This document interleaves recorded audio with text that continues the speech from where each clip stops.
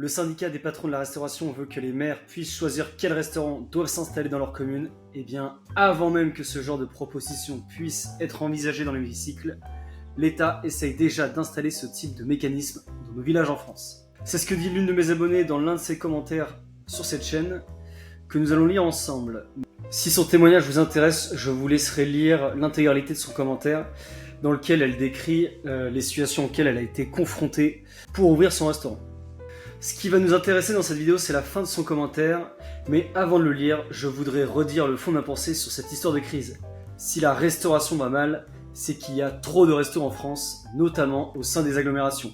Et ce n'est pas à l'État ou à un syndicat de décider qui de tel ou tel resto doit exercer son activité, mais c'est bien à nous de le faire par nos choix de consommation. Et si ça vous embête que la restauration rapide gagne des parts de marché sur celle des restaurants traditionnels, allez voter avec votre porte-monnaie. En France, on voudrait que l'État règle les crises à notre place, et ce n'est pas forcément la meilleure idée dans toutes les situations. C'est ce qu'on va essayer de mettre en image avec ce que nous raconte cet abonné. J'ai découvert aussi au travers de tout cela une autre chose qui est mise en place en France et qui ne me réjouit pas.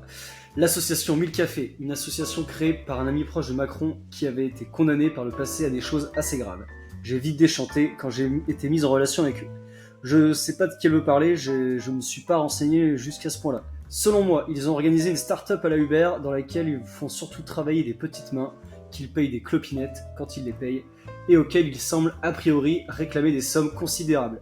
Le but de cette start-up aux prétentions sociales créée par MrB, c'est manifestement de faire de la thune sur les petites mains. Et les petites mains, ce sont les chauffeurs Uber, ou dans notre cas, les gérants travaillant sous statut précaire pour l'entreprise sociale 1000 Cafés. Alors derrière ce constat accablant, j'aimerais faire la lumière sur cette association 1000 Cafés. Est-ce aussi dramatique que voudrait nous le faire penser cet abonné? Qu'est-ce que c'est 1000 Cafés? Comment ça a été créé? On va répondre à toutes ces questions dans cette vidéo.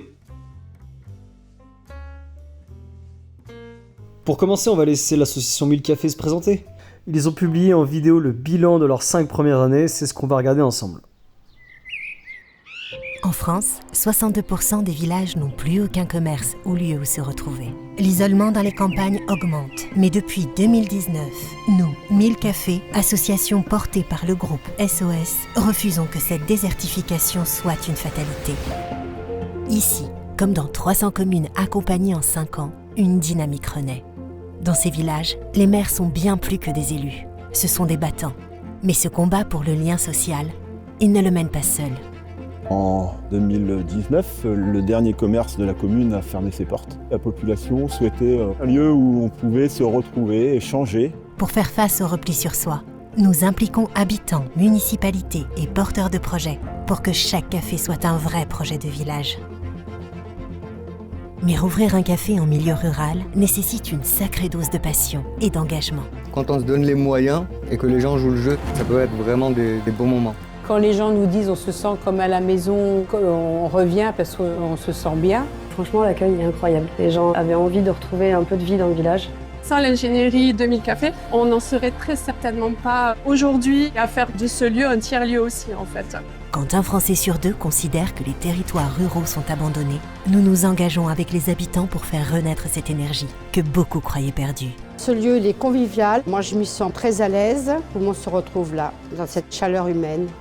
Les établissements de ce type à la campagne sont le vecteur principal de sociabilisation. Il faut en passer par là pour pouvoir rencontrer ne serait-ce que ses voisins en fait. C'est ici que j'ai rencontré tous les gens que je connais du village. Mais ces 5 années d'action ne peuvent se résumer à des seuls chiffres sur un papier. On retient surtout les moments de partage, les sourires sur les lèvres et le sentiment de fierté retrouvée. Alors, si depuis 2019, 300 communes ont pu être accompagnées, sur les prochaines années, nous continuerons à nous engager pour que sur chaque village où l'isolement semblait progresser, le lien social puisse un jour se renforcer. Très belle vidéo, je suis très content que les habitants de ces villages puissent se retrouver dans un lieu qui permet de faire société comme un café. En plus de ça, 1000 Cafés a créé un bilan pour les 5 ans de leur création. On va aller regarder ça, notamment les chiffres clés pour avoir des choses sur lesquelles s'appuyer. Nous avons donc, nous avons 300 communes accompagnées, 130 communes avec un café accompagné à l'ouverture, 92 communes pour un café soutenu dans son activité et 78 communes avec un café itinérant. Quelques chiffres, 43% des habitants des zones rurales se sentent exclus de la société française. 8 habitants sur 10 souhaitent l'ouverture d'un café dans leur commune. 62% des communes rurales n'ont plus aucun commerce. Donc visiblement c'est un projet qui est cohérent par rapport à ce que demande la population française. 6000 cafés tirent un bilan très positif de ces 5 premières années. J'aimerais qu'on apporte un peu de nuance avec un reportage de France 3 qui va nous donner un exemple concret de comment se passe un partenariat entre 1000 cafés et une commune. Ouvrir 1000 cafés dans des villages de moins de 3500 habitants, c'était l'objectif de l'opération 1000 cafés, lancée en 2020, une initiative privée soutenue par des aides publiques. 5 ans après, quel bilan peut-on en tirer? Réponse d'Alexandre Blanc et Ophélie Perrault. Clavy-Warby, 343 habitants et un café multiservice depuis novembre 2023. Eh bien, donc là, nous sommes dans le Bar-à-Tim, un local construit par la commune de Clavy-Warby. Un investissement de 353 000 € subventionné par l'Europe. Pour trouver un gérant, le maire passe par 1000 cafés, une association du groupe privé SOS. Au fur et à mesure du temps, on se rend compte que déjà, l'aide financière promise pour la commune, elle n'existe pas. Les gérants, en fait, n'ont pas de SMIG comme c'était annoncé. Première déception et premières interrogations. Le dispositif 1000 cafés est-il efficace? Question posée au gouvernement par la sénatrice des Ardennes, Else Joseph. Parce que cette association, elle est quand même largement soutenue par l'ANCT avec un appui direct, ainsi que du fonds de soutien au commerce rural. Donc j'attends une surveillance vigilante sur cet argent public. Il y a eu des cas où... Oui, parce que vous avez une association dont le budget repose en partie sur des financements publics, et quand le maire de Clavy-Warby vous dit qu'ils n'ont reçu aucun financement pour soutenir la trésorerie et que les gérants du café ne perçoivent pas le SMIG alors même que l'association s'engageait à le faire, se pose alors la question, où est passée la tunasse? Que fait 1000 cafés de cet argent que lui verse l'État? Je le rappelle, ils n'ont ouvert que 300 cafés. Si les mecs avaient été complètement dépassés, ils avaient ouvert 3000 cafés, on va dire. Ok, là j'aurais compris que le financement, ça devenait compliqué. Sauf que ce n'est pas le cas. Où les gérants sont partis assez rapidement, avec parfois des associations, l'association qui a touché des subventions et que la commune a fait les travaux et se retrouve, entre guillemets, excusez-moi, un peu le bec dans l'eau. Et puis dans d'autres cas, des pressions parfois sur les gérants qui n'ont pas les résultats escomptés. Et puis on leur dit, vous pouvez vous retirer, mais il y a un ticket de sortie. À Clavy-Warby, les gérants mettent la clé sous la porte sans prévenir au bout de 6 semaines. Le maire trouve une repreneuse, mais 1000 cafés refuse d'investir pour corriger ce qui ne va pas. C'était l'installation du restaurant qui n'était pas adéquate à des gros services. C'était vraiment un tout, je veux dire, les fournisseurs imposés, des fournisseurs avec lesquels j'avais pas envie de travailler parce qu'on connaissait. Enfin voilà, c'était un mélange de tout qui faisait que je me sentais pas à l'aise avec eux et on voulait pas. Comment... Donc derrière le fonctionnement associatif et la mission sociale qu'on nous présente, en fait vous avez une organisation qui fonctionne avec le modèle économique de la franchise. Si l'investissement est trop important, on ne le finance pas. On a les mêmes fournisseurs pour tous les cafés pour réaliser des économies d'échelle. Donc je comprends la mise en parallèle de l'abonné avec Uber, même si ce qu'on nous décrit repose plus sur le modèle de la franchise, rendu célèbre par McDo et la grande majorité des enseignes de restauration rapide. Néanmoins, le constat est le même, 1000 cafés qui se présentent comme une association est en train de nous montrer qu'ils sont aussi dans une logique de rentabilité. Ils promettent de l'argent, cet argent n'est pas versé. Pourquoi ? On pourrait alors se demander que l'idée de base de ce projet, c'est quand même de faire un peu de blé. 3 longs mois de négociations pour se séparer de 1000 cafés, qui n'a pas donné suite à nos sollicitations. Soit, en fait, la future gérante payait un fonds de commerce qui n'existait pas de 28 000 €, soit elle payait une facture de rétrocession de matériel de 13 000 €. Or, il n'y avait pas 13 000 € de matériel.